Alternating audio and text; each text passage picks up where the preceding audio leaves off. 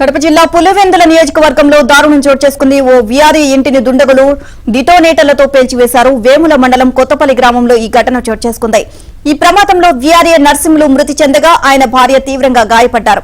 దంపతులు ఇంట్లో నిద్రిస్తున్న సమయంలో దుండగులు ఈ దుశ్చర్యకు పాల్పడ్డారు.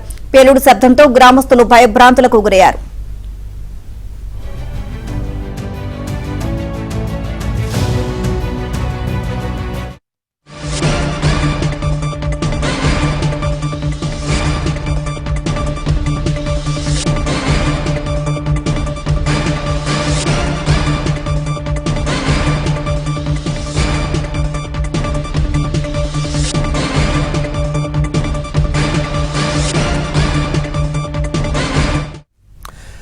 చూస్తున్నాం కడప జిల్లా పులివెందుల నియోజకవర్గంలో దారుణం జరిగింది. ఓ వీఆర్ఏ ఇంటిని దుండగులు డిటోనేటర్లతో పేల్చివేసిన దృశ్యాలు చూస్తా ఉన్నాం. వేముల మండలం కొత్తపల్లి గ్రామంలో ఈ ఘటన చోటు చేసుకుంది. ఈ ప్రమాదంలో వీఆర్ఏ నరసింహులు మృతి చెందగా ఆయన భార్య తీవ్రంగా గాయపడ్డట్టుగా తెలుస్తోంది. ఇక దంపతులు ఇంట్లో నిద్రిస్తున్న సమయంలో దుండగులు ఈ దుశ్చర్యకు పాల్పడ్డారు. పేలుడు శబ్దంతో గ్రామస్తులు భయభ్రాంతులకు గురయ్యారు. ఓవరాల్ గా ఈ అంశానికి సంబంధించి మరింత సమాచారాన్ని మా కడప కరెస్పాండెంట్ శ్రీనివాస్ అందిస్తారు. శ్రీనివాస్, పూర్తి డీటెయిల్స్ ఏంటి? అసలు ఎందుకు పేల్చాల్సి వచ్చింది? అసలు ఏం జరిగింది?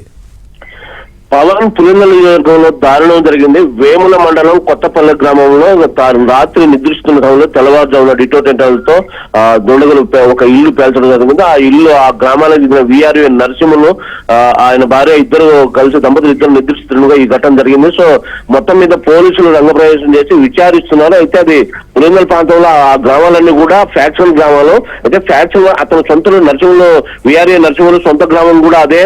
సో ఫ్యాక్షన్ వల్ల ఏమైనా ఇతనికి ఏమైనా ఫ్యాక్షన్ గ్రౌండ్ ఉందా, ఫ్యాక్షన్ తో ఏమైనా ప్రత్యర్థులు ఏమైనా కాల్చారా అనే కోణంలో విచారిస్తున్నారు. అలాగే మరో కోణంలో కూడా అంటే ఈయన అక్రమ సంబంధం అనే విధంగా కూడా టాక్ వినపడుతోంది. ఇప్పటికైతే ఇంకా పోలీసులు రంగప్రవేశం చేసి విచారిస్తున్నారు.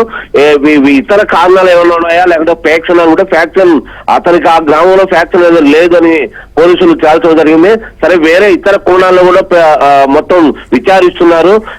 అతను అప్పుడు ఇల్లు మొత్తం ధ్వంసం కావడంతో ఒక సైడ్ అతను ఎక్కడైతే స్పాట్ జరిగిందో అక్కడ నిద్రిస్తున్నగా ఆయన మాత్రం చనిపోవడం జరిగింది. ఆయన సతీమణి లోపల ఉండగా ఆయన గాయాలతో బయటపడడం జరిగింది.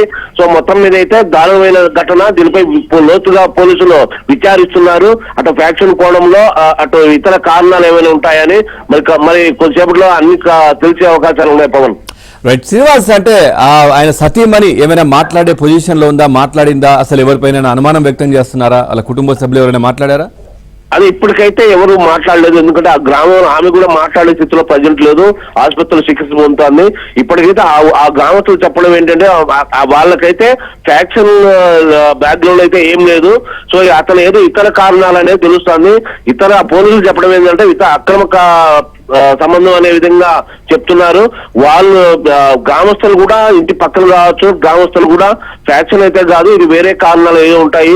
ఆ గుర్తు తెలియని వ్యక్తులు వాళ్ళు అసలు మా ఊరు వాళ్ళు అయితే కాదు, ఎవరో బయట నుంచి వచ్చిన పాల్పడ్డారు ఇది దుండగులు అది అనేది చెప్పడం జరిగింది గ్రామస్తులు. సో ఆ కోణంలో కూడా పోలీసులు విచారిస్తున్నారు. పవన్ శ్రీనివాస్, అంటే కుటుంబ సభ్యులు డీటెయిల్స్ ఏమైనా తెలుసా? అంటే ఇద్దరు భార్యాభర్తలే అక్కడ ఇంట్లో ప్రస్తుతం ఉన్నట్టుగా తెలుస్తోంది కదా? అదే నైట్ కూడా ఇద్దరు, ఎందుకంటే ఆ ఇంట్లో ఇప్పుడు ఎక్కడైతే ఘటన జరిగిందో రాత్రి కూడా ఇద్దరే భార్యాభర్తలు మాత్రమే నిద్రిస్తున్నారు. అయితే ఈయన బయట జరిగిన సంఘటనలతోనే ఈ బయట ఏదో కారణాలు ఉన్నాయి, బయట వ్యక్తులు వచ్చి ఈ దారుణానికి పాల్పడ్డట్టు తెలుస్తుంది. ఎందుకంటే ఈ నైట్ మాత్రం అక్కడ ఎవరు లేరు, ఎవరు రాలేదు కూడా. ఇద్దరు దంపతులే అక్కడ నిద్రిస్తున్నట్టయితే గ్రామస్తులు చెప్తున్నారు. Pavan right, thank you Srinivas, thanks for the updates.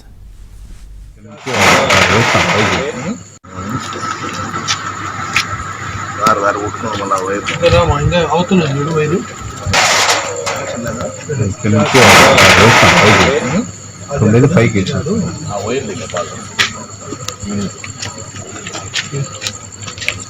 కూతురికి పెట్టు